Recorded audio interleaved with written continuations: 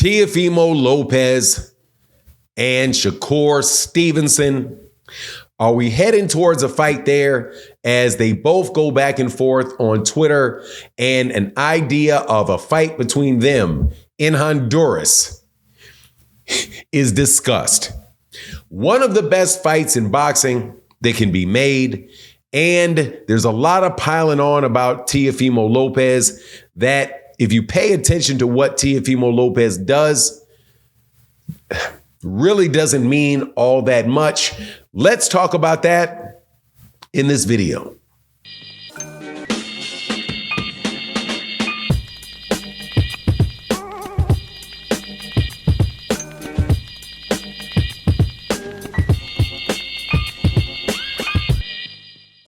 All right, welcome back to the channel. It's your boy Fanan.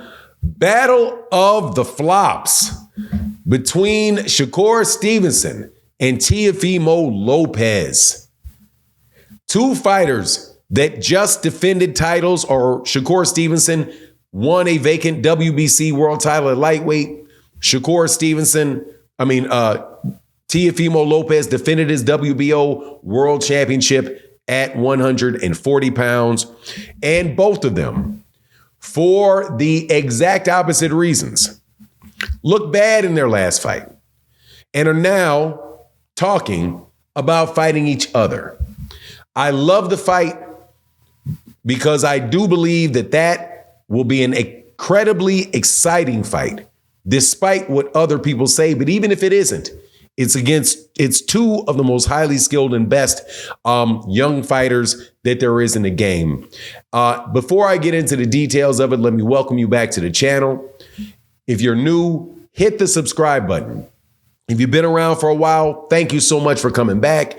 And if you support in the super thanks, thank you. It's a great way and an important way to sponsor this video and other videos like it by other YouTubers. Let's get into this. Shakur Stevenson is one of my best top 5 pound for pound fighters in the world. Teofimo Lopez could very well be in there, but is more erratic, less consistent.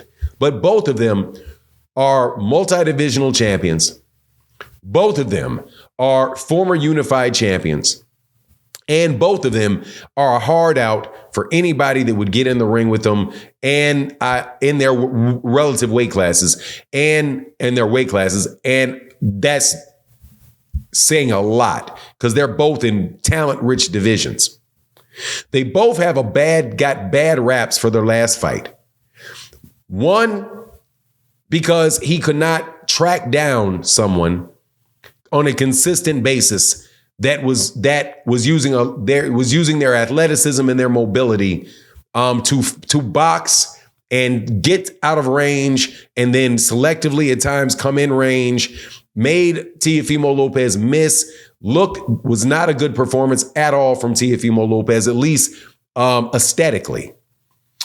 The exact opposite was the truth of Shakur Stevenson when he fought Edwin de los Santos, where he stayed out of range from Edwin de los Santos, who was trying to track him down and was unable to do so. And Shakur Stevenson would get in range just enough to throw a few punches and then get out of range to outscore him.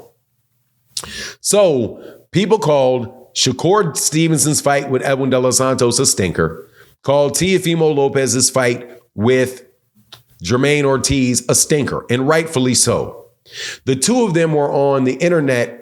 Shakur Stevenson was responding to tweets about Teofimo Lopez and said that he wants to fight Teofimo Lopez. He would be willing to fight Teofimo Lopez, which I guess would mean him moving up to 140 pounds to fight for that WBO title. And it is a very doable thing because Teofimo Lopez is with Top Rank, and so is Shakur Stevenson. Shakur Stevenson, if he moved up and fought Teofimo Lopez, would be fighting for a championship in his 4th division. And Teofimo Lopez would be fighting a top pound for pound fighter, even though I'm sure there's some people that have removed Shakur from that consideration because of the way that the fight played out. But I will take this fight, man. And I want to point to several other fighters that this has happened to, where For example, you had Jaron Ennis, who fought Karen Kukadajian in his first fight in 2023. Karen Kukadajian stayed out of range, moved side to side, and tried to engage very selectively, and had Jaron Ennis consistently following behind him throughout the fight, unable to connect on any real consistent basis. And people said, Jaron Ennis doesn't know how to cut off the ring. Jaron Ennis this, Jaron Ennis that, right? And the fight was not very exciting. Well, what happens in the next fight? He fights Romy and Villa and puts on one of the most spectacular fights that we saw last year. A complete masterpiece on Romy and Villa. If you look at what has happened with Teofimo Lopez has had very poor performances before. One with George Kambosos, poor performance. And I do actually believe before that, he had one where he kind of fought on par with, if I do believe, Nakatani, the Japanese fighter Nakatani. After he fights Nakatani, he fights Richard Comey, and he looks spectacular against Richard Comey. He looks good after Richard Comey. He looks good, and he does what he needs to do against Vasily Lomachenko. Then he looks bad against Kambosos, and then he looks bad against Sandor Martin, and then he looks like a world beater against Josh Taylor, and then he looks bad again. So it's this up and up, up and down, up and down, up and down. But he is always consistently performing close to the guy that he's fighting. So what would you expect Teofimo Lopez moving forward? If he fights Shakur Stevenson, I expect him to fight competitively with Shakur Stevenson because he's consistently fighting near the level of his opposition. Same thing I expect from Shakur Stevenson, to perform very well against Teofimo Lopez. Now, it might wind up being where it's the same thing, where Teofimo Lopez is moving on the outside and Teofimo Lopez has got to find a better way to cut that ring off even better. It was significantly better than he did with Jermaine Ortiz. And the fight may be funny, but styles make fights. And however, whatever way you go, the outcome of that, whoever wins that fight has fought a very, very solid fighter. As far as the fight taking place in Honduras or something like that, obviously, that's a pipe dream. Because Teofimo Lopez is of Honduran descent, but I don't think he's ever lived in Honduras. And I don't think that particular boxing infrastructure is going to handle a fight of that magnitude. And obviously, it would be an advantage to Teofimo Lopez, whose family is from Honduras.